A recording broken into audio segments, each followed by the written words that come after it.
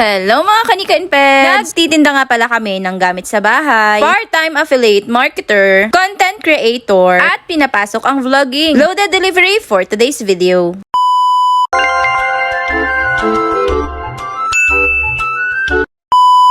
At muling nagbabalik ang mga mahal na presyo na tinda namin na gamit sa bahay. Siyempre, sinimulan namin sa pag-check. Iisa nga itong pang-umaga namin. Pero dahil apakalayo. Sa unahan ng ginatungan basod pa nga ito dadalahin. Hindi ko nga alam kung paano silang lilipad. Dahil nga loaded tayo for today's video. Pa-order nga ito ng isa sa mga angels ko. At ako nga'y magpapasalamat ng bonggang-bonggalicious. Dahil nga kahit sobrang mahal ng presyo ng aking paninda, abay sa akin pa rin bumibili. Paano hindi bibili sa'yo? Nagdi-deliver ka. Aba syempre kapag mayaman dapat nagdi-deliver. So pag hindi nagdi-deliver, hindi mayaman. Di mas mayaman ang tawag doon. Aba kung ano na naman sinasabi nito. Basta ang tingin ko sa sarili ko, mayaman ako. Nagdi-deliver kami kaya mayaman kami. Tapos sa mga reseller ko, mayaman din. Ang mga bumibili sa amin, mayayaman din. At dahil nga malapit na dito sa dideliveran, ayan, tingnan mo. Ipakilala mo kung sino ka. Parang hindi naman mayaman yan. Ay, mayaman yan. Lahat ng bumibili sa amin, nagiging mayaman. Don't judge the book by its cover. Bilog ang mundo. Kung ang bahay niyan ngayon ay kubo, sa susunod 2 palapag na yan. Kung nakikita mong lamesa at bangkulang ang binili niya, ay naku, Zay, sa susunod, sofa na yan. Siyempre, hindi tayo papakabog. Meron tayong mga high-end na sofa at mga budget meal na sofa. At dahil nga pabalik na sila ay may deliver pa rin ng mayaman. Pero wala pa rin tatalo sa yaman ng kalikasan. Ayan Lord, ipakilala mo kung sino ka. Yan yung yaman na hindi kayang abutin ng isip ng tao. Yaman na Diyos lang ang makakagawa. At dito ngayon nagdiretsyon deliver na ang mayaman. Papuntang Talisay. At meron na naman tayong bagong mayamang buyer. Aba naman talagang nakabundle set pa nga sila. At pagkatapos nga nito, ibabalik pa sila sa bahay. Dahil nga may buyer na naman tayong 50 mil ang budget. Sabi ko naman sa inyo, kapag bundle-bundle ang order, ay matik 50 mil ang budget niyan. At dahil nga tayo ay mayaman, magdi-deliver pa rin tayo. Labo para kaling nga tayo ngayon. Parang nakakarami ka ngayong araw. Naku, mas marami pa bukas. Dapat araw-araw marami. Magkano naman itong Durabox mong ito? Naku, Jai, 5 million free box na. Baka mahal-mahal naman. Ano bagang sabi ko sa iyo? Di bagat pag mahal ay matibay? Wala nang bibili niyan. 5,000,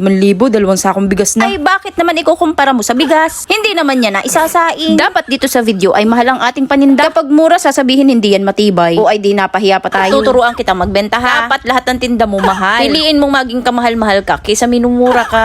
Char. At diretso na nga natin itong deliver sa labo. Unang deliver dito ay storage box. At ang mister ko ang magsasalita dyan. Dalihin mo, mister. Hello, magandang hapon mga kanika and pets. Ayun, nandideliver pa lang tayo ngayon. Hinapon tayo. Sakay natin, Master Deluxe sa Paracali yan. Kasama to. Dalawang labo natin itong storage box. 2 piraso yan. Isa na may-ari. Tsaka ito, isa lang din may-ari. Ang mabenta natin ang electric fan. Ayan, stand fan. Eagle. Deliver lang muna namin to. Tapos sunod sa sentro ng labo. Pagkatapos ayan, Paracali naman. Diba? Ang galing ng mister ko. Supportive yarn. Basta sanay ka rin sa pinaggagawa natin. Sa nga. 2 pieces storage box. Ayan, Basta tayo ng isa. Electric fan pa. Ayan, wala na naman. Wala na sa loob. Isa na lang. Dito lang yan sa labo. 2 pieces na electric fan na EGL. Dideliver natin dito. Makalawang destination. Diba? Pagkatapos nga ng deliver nito ay papunta na sila sa 50 mil ang budget. Aba, mayaman. Syempre, lahat ng buyer namin ay payaman.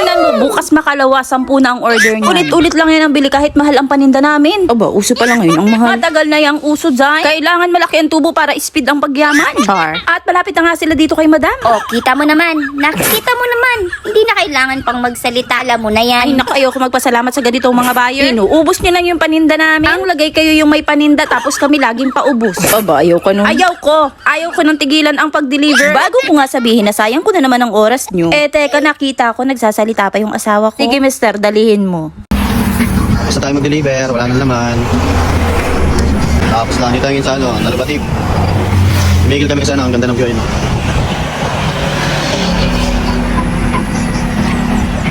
Bye!